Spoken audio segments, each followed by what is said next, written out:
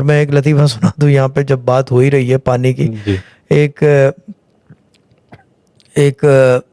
यानी कि ये समझ लो कि सो कॉल्ड एस्ट्रोलॉजर कह लो या जो भी है, डीएम के ज़माने की बात है, वो पानी की बोतल जो है ना दम दुम करके देते थे।